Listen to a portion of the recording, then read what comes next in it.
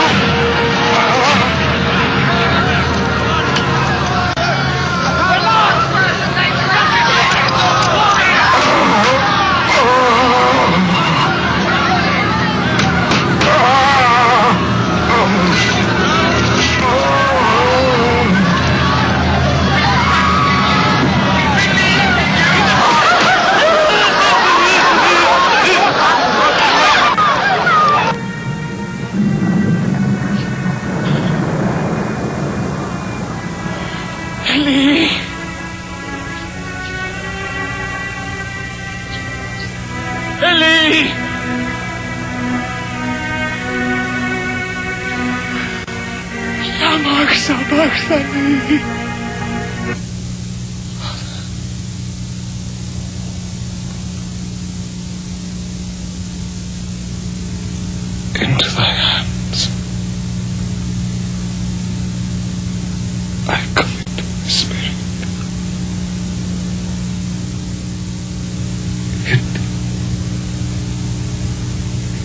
It is accomplished.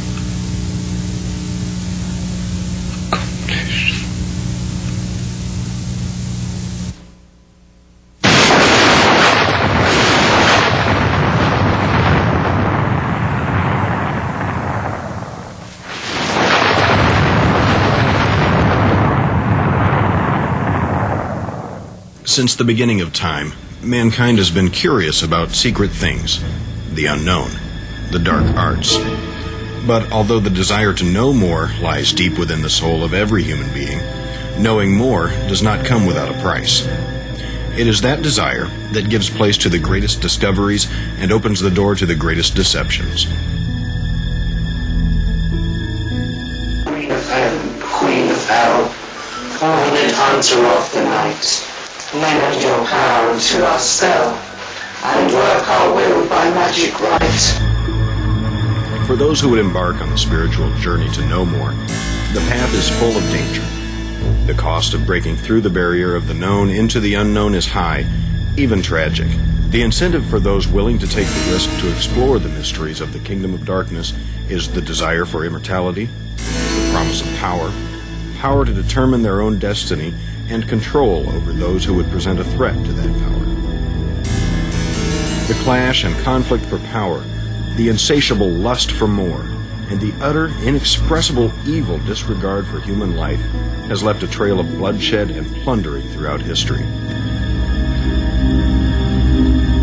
The pain and chaos continues with the desensitization to danger and the glamorization of evil. The news has left us callous, while Hollywood entertains us with horror until it becomes nothing unusual. Is there a supernatural power behind the craving for power? Is there a systematic and deliberate plot, a diabolical force behind the mayhem and pain? Is there a general reorientation and repackaging of darkness that presents it as normal and appealing? You look nothing like the devil. Oh, really? I suppose I could have gone this way. But it's so trick or treat. It's true! Could it be that this assault and injury against the human race is more than just a coincidence, an accident, a random act of violence, as we would wish to believe? Is it an alien force that threatens us, or does he dwell in the midst of us? Could it be that the God of this age has come to claim his own through an internal and external human takeover? For we do not wrestle against flesh and blood, but against principalities, against powers, against the rulers of the darkness of this age, against spiritual hosts of wickedness in the heavenly places.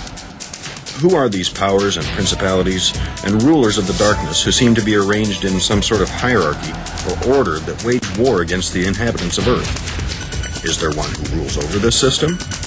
Is there a personification of power, a form that defines the forces that seek through seduction and allurement to persuade us? Is there an embodiment of evil that dwells in the midst of us who works to deceive us with his familiarity? Is he a myth, a legend, a lie, a fantasy, a cultural representation of darkness? Or is he real? According to George Barna in a poll taken just last year, 60% of non-Christian Americans believe that the devil, or Satan, is not a living being but a symbol of evil. 45% of Americans, professing to be born-again Christians, do not believe the devil is real.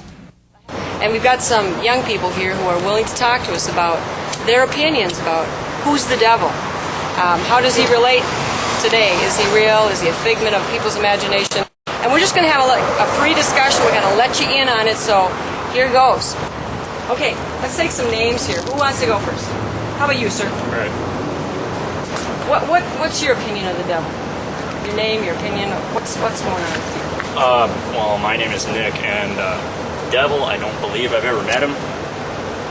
Okay. If I did, I don't think he'd reveal that to me. Yeah. So I don't know if he's real or not. okay. You've never He or encountered. she. He or she. Okay. How about you, Katie? Just from what I've learned in, like, what's Sunday school. Oh, I've never been there. I did, Can you come a little closer? I guess, the devil's like the antithesis of God. It's a fallen angel. Who's he to you? Have you got any opinion yourself? I haven't really thought about it. Okay. Never been an issue in my life. How about you, Kristen?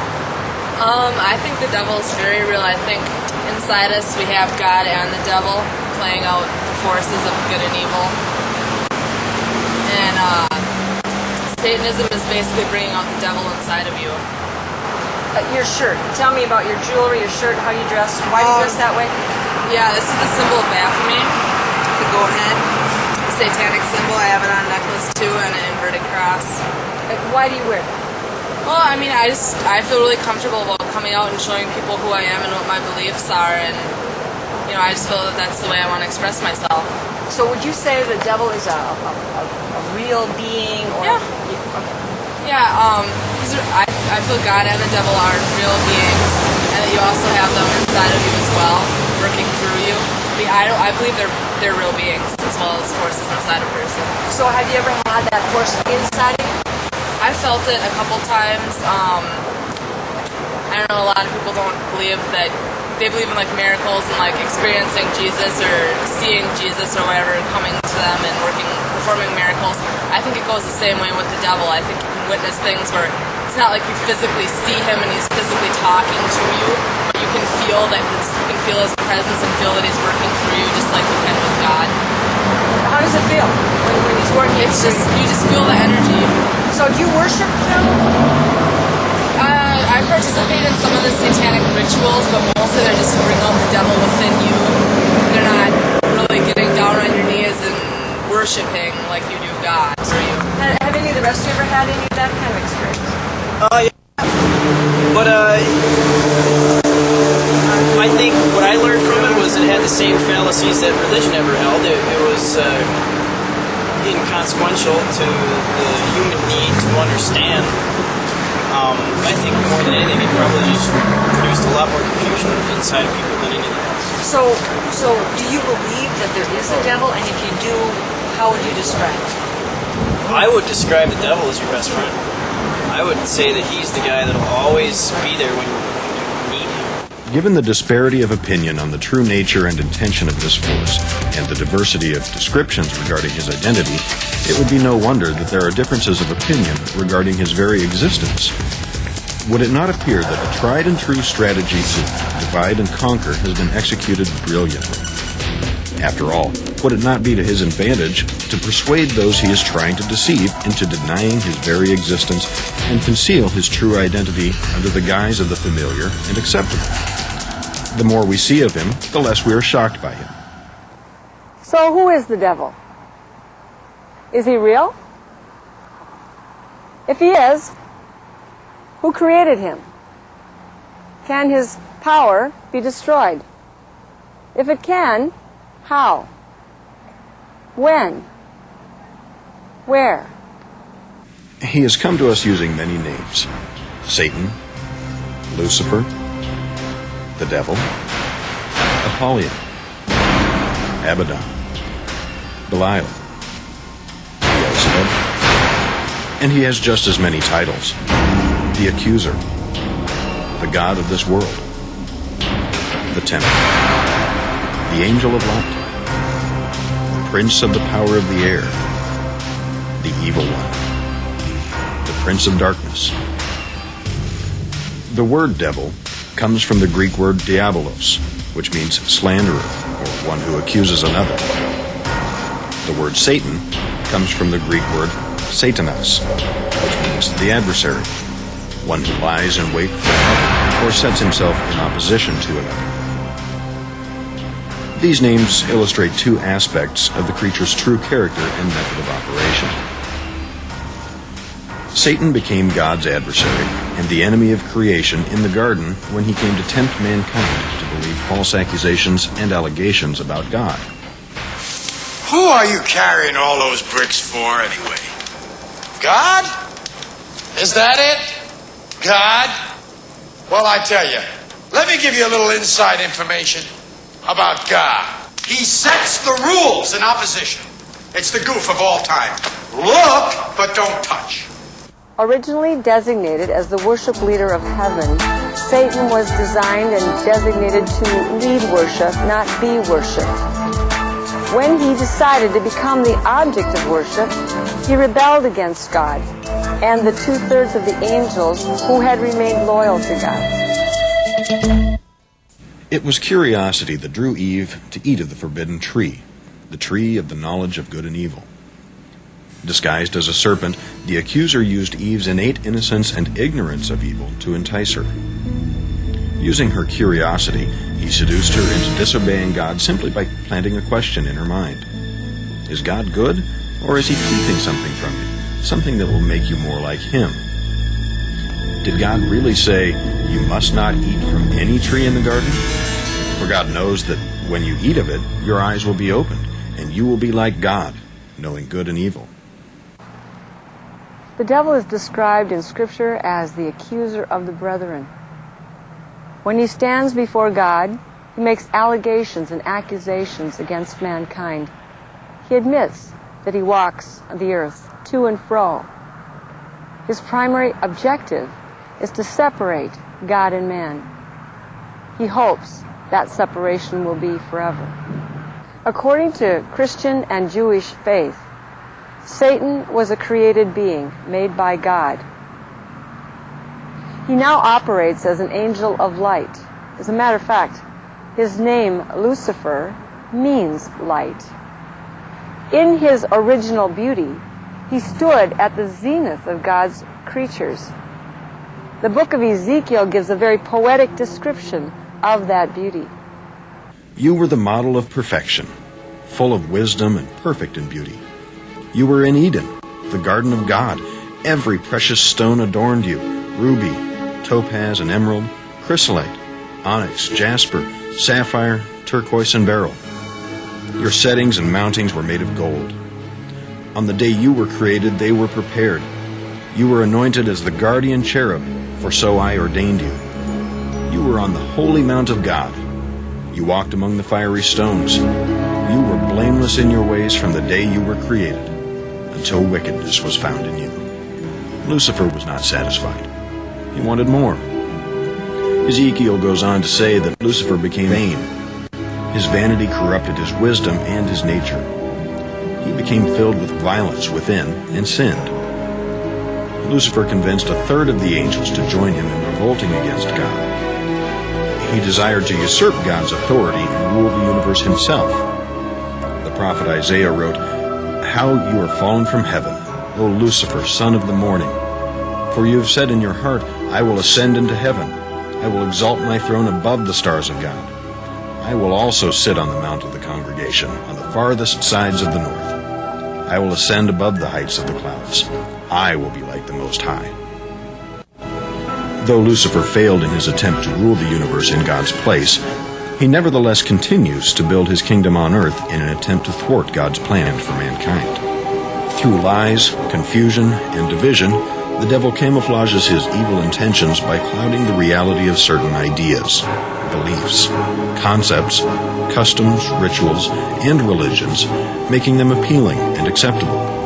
He is a master strategist in creating illusions. He comes as a friend, a benefactor. Well, I think I first got involved with, it started with just kind of like a fascination with the occult and the mystery around it. I think the real involvement started with Ouija boards. Yeah, but when I got older and I started searching for answers to life's questions, I turned to the devil. I think I was just kind of searching maybe for the meaning of life or why I exist, you know. It was probably more like he found me because he saw me searching and looking for answers. Satan now comes as an angel of light, transforming, concealing his true identity. He does not come with a tail and horns and a pitchfork. Rather, he comes as intense fear or thrilling horror or a promise of power or position. He comes with gifts, with wealth, with promises of safety. He comes as the subtle suggestion within, enticing and alluring men into believing him, coming to him without resistance. Are you kidding? I have to give you my soul? After you've had your wishes, of course. But it's my soul! What's the big deal? Have you ever seen your soul? Do you even know what it is? Well, of course, it's the thing that Has yours done anything for you so far? No, it's like your appendix. You'll never even miss it. Hey, yeah, well, if it's so useless, then how come you want it so much? Jesus described him as a liar. He was a murderer from the beginning. He's a thief and a robber who comes to steal, kill, and destroy. His intention is clear and unchanging. He desires the ultimate annihilation of mankind. His web of evil ensnares the world and its unsuspecting inhabitants in an insidious and deliberate scheme. He has devised a strategy and set up a system of pain and destruction to operate in every sector of human endeavor and experience. Satan's strategy especially targets critical areas of human life and development, such as worship, communications, relationships, resources, systems, and functions. Worship is the ultimate indicator of love and power, and as such is an integral part of Lucifer's motivation. Originally designed as the worship leader of heaven, Lucifer was created for worship, not to be worshipped. His desire to be the object of worship caused him to incite a revolution against God and the 2/3 of the angels who had remained loyal. Idolatry and demon worship can take many forms and have spawned countless religions, cults, and occult practices. Mankind's innate fear of the unknown and his natural desire for power have mingled to breed a strange assortment of beliefs and customs. Every culture in every age has created rituals to stave off evil or to curry favor. None seems to be without its own set of superstitions, supernatural phenomena, and spiritual expectations, all of which are in direct violation of the first and second commandments. You shall have no other gods before me. You shall not make for yourself an idol in the form of anything in heaven above, or on the earth beneath, or in the waters below. You shall not bow down to them or worship them. In Leviticus 17, God made it clear to his people that if they were going to be his people and enter into the covenant of his protection, they could no longer offer their sacrifices to demons.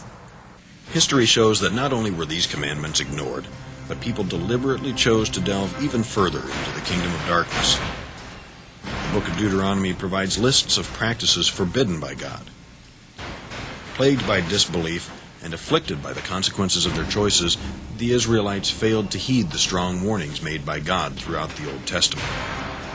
Despite God's warning not to worship demons, they continued to choose to come under the influence of carved images, sticks, and stones they had designated as gods, not realizing that the power behind the object was a demon who worked the magic and gave them power.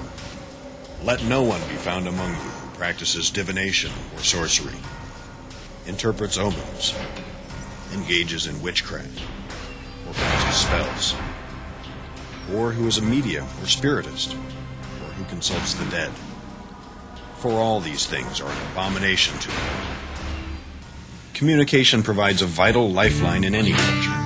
It links and connects. It provides a means of both expression and reception. It forms the basis of relationships and governments. It provides the basis for operation in every system and becomes one of the most often targeted areas of the prince of the power of the air.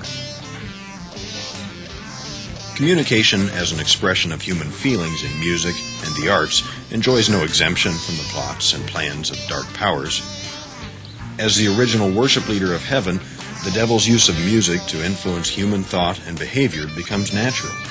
Nothing communicates emotion and passion more powerfully than music.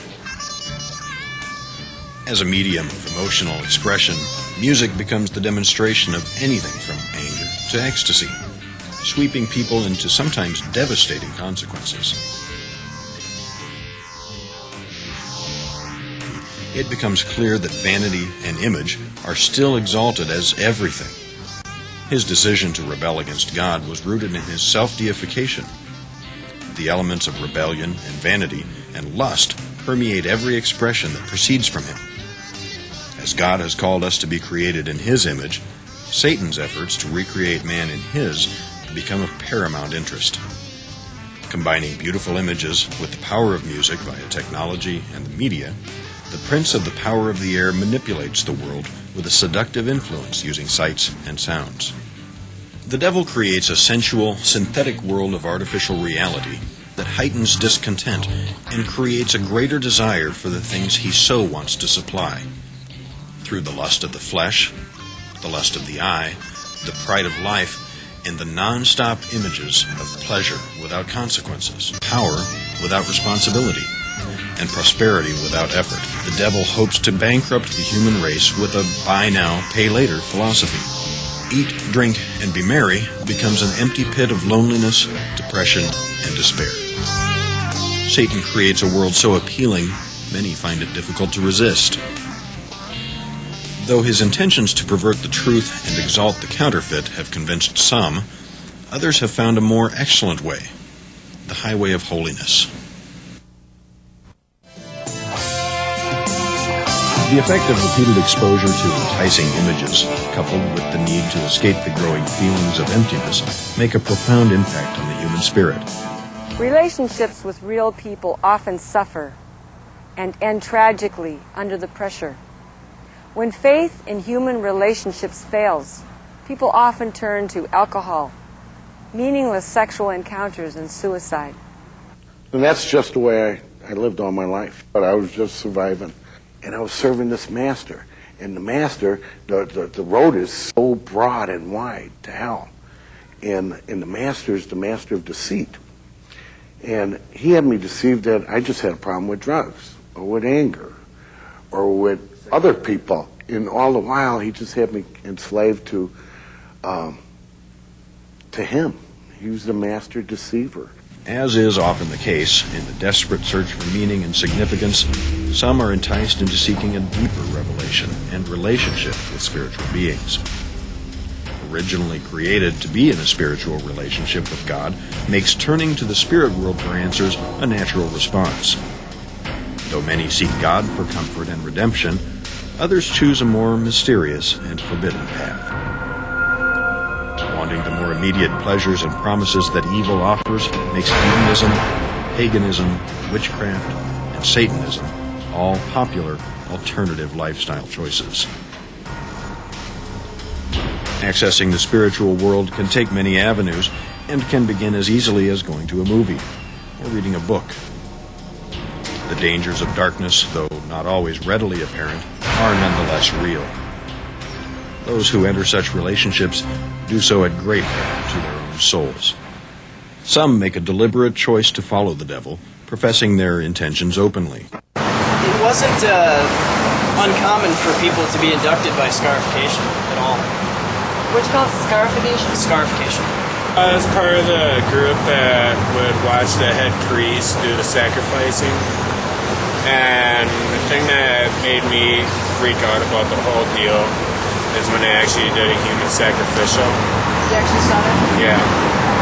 And what they did is, if you guys don't mind me getting into detail about it, I could get a little bit of trouble for this too. What went on is they laid down a black silk sheet that had a pentagram painted on it, and they laid black candles around in each corner. And in order for a female to be joined in, or what the cult that I was in, for a woman to get involved into Satanism, what they did is they took a knife and carved the satanic pentagram, like what's on her shirt, into her chest, and then drained the blood off of her chest into a glass. And they'd pass it around to each person. They'd have to drink out of the glass. So they'd have to drink this other person's blood. And then that girl was a member of the satanic cult. Did you actually see a human being sacrifice them? Yeah, and that's what scared the hell out of me, and that's why I decided to quit it. It's on end where I'd hear the voice of small children screaming when I close my eyes at night to go to sleep. And also, I'd walk around, and from leaving the satanic cult, there's been forces that actually threw me against walls. And I went to church one day to free myself from it. My arm literally busted open in the spot. I got a little bit of a scar to prove it. It's right there. And my arm started gushing blood. I mean, I would not want to see anything like that happen to you. So I would suggest giving this a deep thought. I mean, it's nothing to mess around with. It's getting in touch with the dark side of the world. And a lot of people think, well, demons ain't really all that real. But what I saw... What did you see? I was laying down one night and I heard something rattling underneath this little bamboo bench that I had. And I looked underneath there and I just heard something laugh with a demonic growl. And it laughed and I heard something scurry across the floor. And the next day I was cooking some breakfast and I saw a tail that was probably about like that around, that had no hair on it. It was all skin and veins. And I saw that and I was thinking, well, that's just a snake. But then again, after that, I heard the same thing rattle, some rattling up against something, and I heard that little laughing.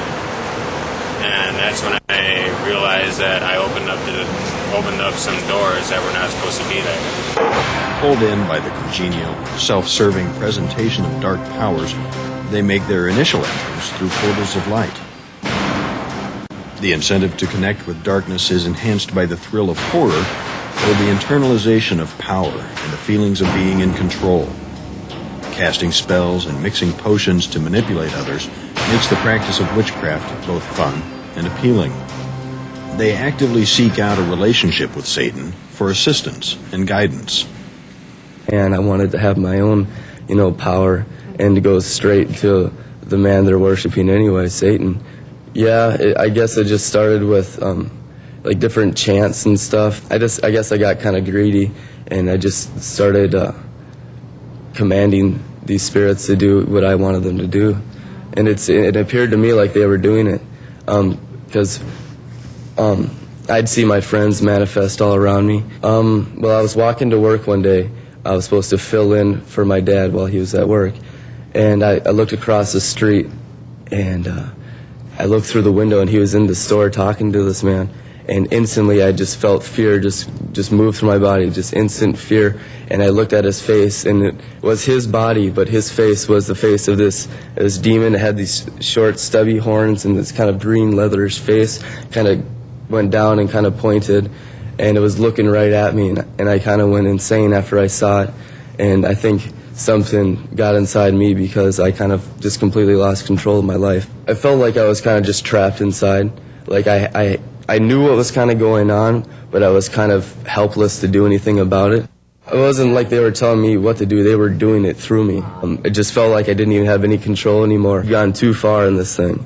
And when it felt like I had lost control, that's when I got scared, because before that, it felt like I was in control of the situation. And it started very innocently, and then it progressed into the point where I didn't have control anymore. Satan had brought me to an all-time low, and I felt like there was so much of him in my life and so little of me that it's like he almost brought me into a different spiritual realm at times. And where I would see these little black dots floating around, and I wasn't on drugs, I was completely sober.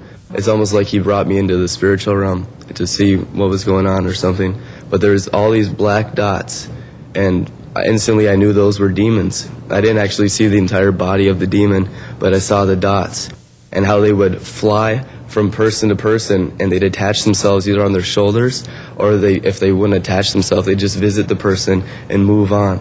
Well, they looked about softball size. They all looked black. Some of it looked like blacker than other ones, but they were all about softball size, and it felt like I had power, like over them, like I could tell them to go to that person and focus the energies or whatever that on them, and I could see this dot come and attach itself to the back of this person, and it would stay there. To the skeptic, I'd probably tell them, I think for a split second, if anyone's out of the spiritual realm, they'd have a completely different perception on life, because the Bible even says the spiritual is more real than the physical. And I know for a fact when I started doing this stuff, and the demon would attach himself, I could smell the burning of flesh. When I made a conscious decision to give my life to Christ, the pastors would bind the spirit in me, whatever spirit they were dealing with, and cast it out in the name of Jesus. And they'd pray in tongues, or they'd say be loosed and different things. And it felt like this thing was being literally ripped out of my soul, and it was extremely painful. At times, the thing would take over my body, and I'd roll around on the carpet, and I had rug burns all over my face and arms and stuff, and it was extremely painful. It is extremely painful. Others make choices unaware of the dangers of evil. Influenced by the moment, impulsivity, or persuaded by friends, they're swept into circumstances that close in on them. I was actually in a Christian home. I met a girl over there, and I found out later that she was a witch. I guess after the first year and a half, 2 years, I got back to the States, and that's when I started getting into Satan worship. Oh, we danced. It was a coven, and we danced. As usually a lot of nudity involved, a lot of satanic sex is involved with that, a lot of chanting. Well, we got a lot of power, levitation, certain things that was manifested into us that we could levitate ourselves, we could fly around. Well, I went to another party, and they had, it was actually a drinking party that I went to, and they had a Ouija board there, and they started asking questions that they shouldn't have been asking. They were asking questions about God. One guy asked the wrong question, and he was thrown through a third-story window. I'd say they are a fool not to think it's real. At first, he'll be all kind to you. Well, I'd hear voices all the time. I've seen many curses of headache, sickness. I've even seen curses of love, using their locks of their hair in different potions, and using words, casting spells. I felt good. I felt like I had control. I think I did cross over a line at one point. I was outer guard of a coven. This was just north of San Francisco, and I was the outer ring was actually the guard, and I was a part of the guard, and I knew exactly what they were doing. On the inner circle, they were sacrificing a human being. This was in October. I'm aware that she was about 12 years old. I knew what they were doing. In fact, I didn't do anything to stop it. That's what hurts me most. For a long time, I was hurting inside. I didn't know what was wrong. And anyways, I've been saved now for about a year and a half, and I heard people talking, and I just says, man, there's a power greater than what I'm into. Forgiving myself is the hardest part. I believe Jesus loves me. Seeking an escape from boredom or desiring to belong, many become part of the plot, never realizing themselves to be the prey. Although some people stumble into the devil's dark kingdom unknowingly, others are simply born into it. And when I grew up, they were kind of like my role models. So when I grew up, I wanted to be a drug dealer, because a drug dealer's always driving in nice cars, nice jewelry, all the girls and the money, and that's the kind of life I wanted to live. A lot of drug dealers, they have parties, Santeria. What they do is they come together and they use a Santeria for their protection. It's witchcraft. It's saints, it's demonic. Yeah, this is my saint here, which is the Indian. That was the main saint I used to have. His name is Caribe Hindu, which that's the name I used to call when I wanted to call him to manifest in me. When I used to receive those demons, they used to come down pretty wild. The Indian was pretty wild. He would come in and he was wild. He wanted to drink. He wanted to party. I seen guys that they were doing witchcraft. They had their own demons, and they got shot 15 times and still walking. When they come to visit, when they come and they manifest themselves in whoever the santero is, wherever he's at, and they come to manifest themselves, they want to come and smoke a cigar, or they want to come and drink to them in the manifestation of the person who has them. So you have to have certain things for them. If not, if they come in, they come down, and you don't have a cigar, they really get upset. Inside the person who they manifest themselves, that person will be with a lot of anger, just breaking things. It can hurt the person who he's manifested on. They can hurt him. They can take his life. They can give him pain. They can take somebody else's life in the manifestation of that person. This guy here, this Indian, Caribe Hindu, was the guy that I used to receive. So he was the one that was protecting me in the meantime. And some want out. They've had it. This 26-year-old dungeon master decided to burn over $7,000 worth of maps, manuals, and related Dungeons & Dragons instruction books and paraphernalia after 2 serious attempts at suicide. Encountering physical heart problems and constantly being stalked by voices in his head and demons in his house persuaded Mike to take a look at his life. Did you feel away from God and estranged when you were playing this? Yeah, I mean, I was, went to church the whole bit. Didn't quite know the whole truth, but, I was basically your good Christian kid brought up, and go to church, go to Sunday school every Sunday. And playing this in addition to all At the same time, yeah. So what made you decide to give it up? About 2 years ago, one of my friends seen that I was ready to hear about Jesus. I'd had enough, and I had actually tried to commit suicide, but that attempt failed. And what happened was I got just stopped, basically, by God, or one of God's messengers, and got stopped and could not commit suicide, and there was no explainable reason why my vehicle would not turn off the road when I yanked the steering wheel at 110 mile an hour. And being a mechanic, I come back home, and the next morning threw it up on the rack and could not find a single thing wrong with my vehicle. So what was your concept of the devil at that time? Who is the devil? A lot of people think that he's just malicious and mean, and he's not.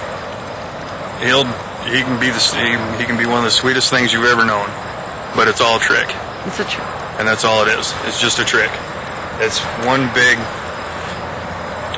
cascade, you could say. It's all just to set you up to make you fall even harder.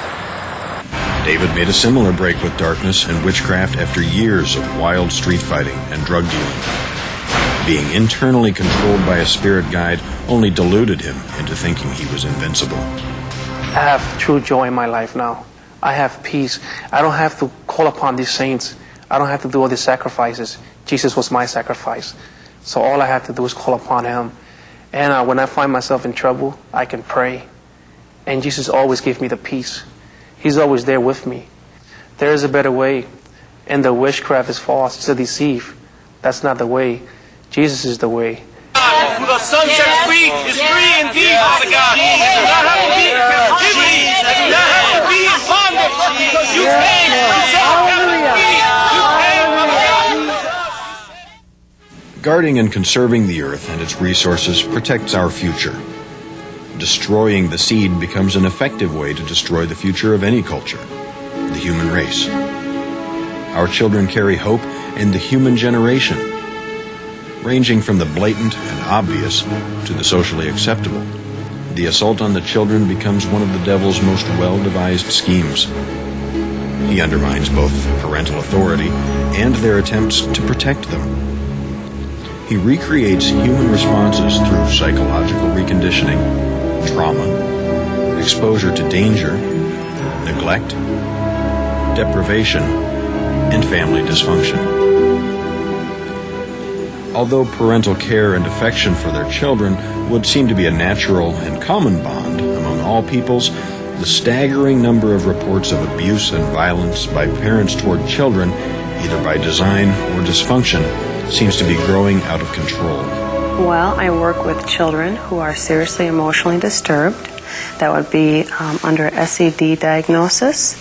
That comes from the DSM-4, which would be examples maybe ADHD, depression, schizophrenia, schizoaffective disorder, those sorts of things. I guess what I see is, what comes to mind is confusion. They don't really know where to turn to, the parents or the kids. They're not able to relate to each other. They're feeling anxious quite often. I even see it in some parents. I've seen even break out in things in their hands and on their arms and that sort of stuff, because they're so anxious they don't know what to do with their children. I have run across some parents who really don't want to be parents. I have some kids on my caseload who are abandoned. It seems like it's getting worse. The cases are getting worse. The children are getting more violent. The internet. Oh my gosh. Most of all my clients staffed are just, most of them kids have been perverted through the internet. The heathen nations of the Old Testament sacrificed their children to the demon god of Moloch and the Baals. The children of Israel also began to sacrifice their children to demons. The practice infuriated God. The shedding of innocent blood to invoke the favor and protection from demons became a common practice. Though the practice of child sacrifice still flourishes in the earth, few would accept the practice of placing their babies on the altars of gods and goddesses as socially acceptable. Modern technology, education, and legislation, however, have given our society permission to place those babies on the altar of stem cell research, personal convenience, and individual rights. The issue of human life has shifted from one of moral absolute to legal debate. Children who survive the womb continue to face the more subtle dangers that come through toys, games, TV programs, advertisements, video games, peer pressure, and books. Even parents who love their children and take responsibility for protecting them often become unwitting accomplices in the assault. Under the guise of popular children's literature, fun, fantasy, and learning to read, the devil has set a new string of traps. Teaching them spells, incantations, and witchcraft has become a multi-billion-dollar business. Petrificus totalis. The principle is that if you learn certain words, you can have power.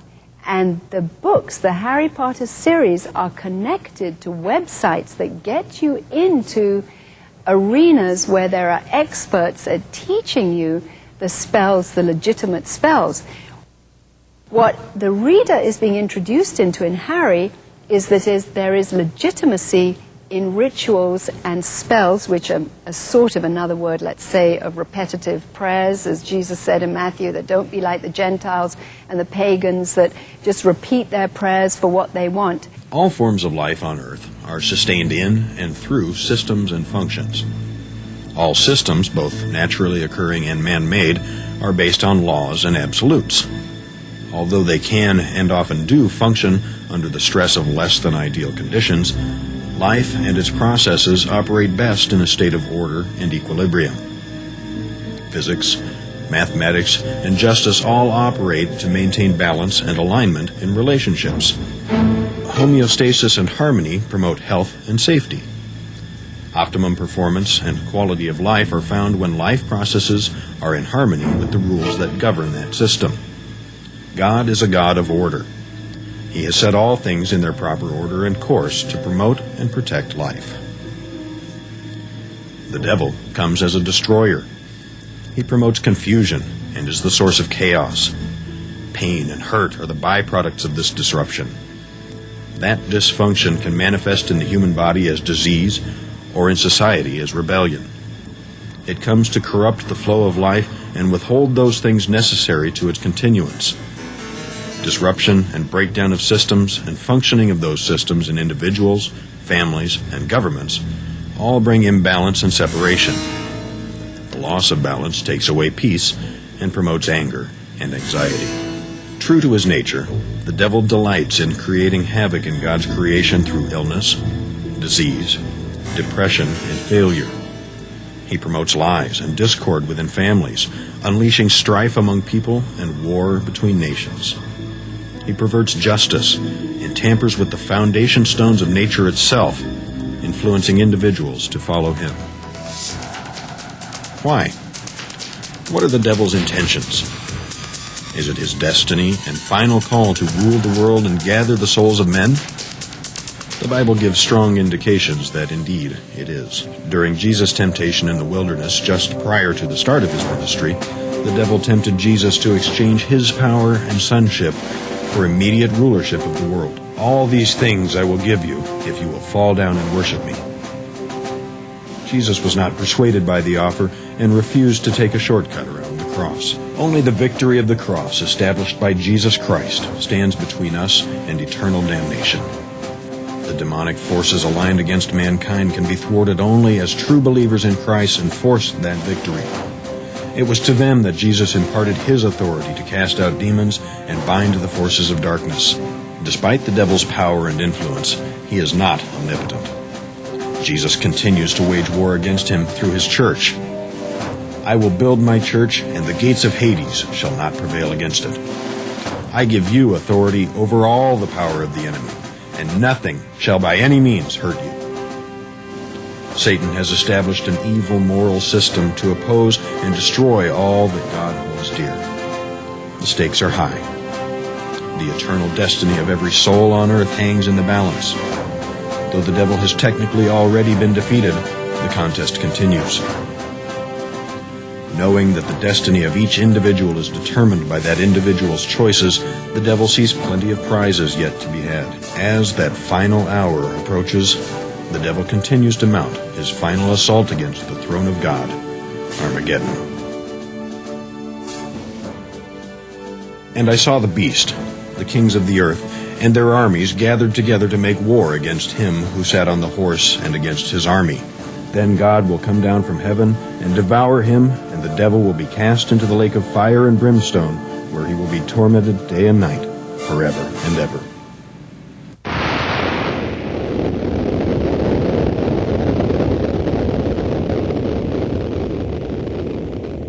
Out of the rubble of human systems, the demonic assaults, the desolation of many generations, come the ransomed, the redeemed of the Lord, led forth by the Lord God, King of heaven, triumphant. Even so, come, Lord Jesus.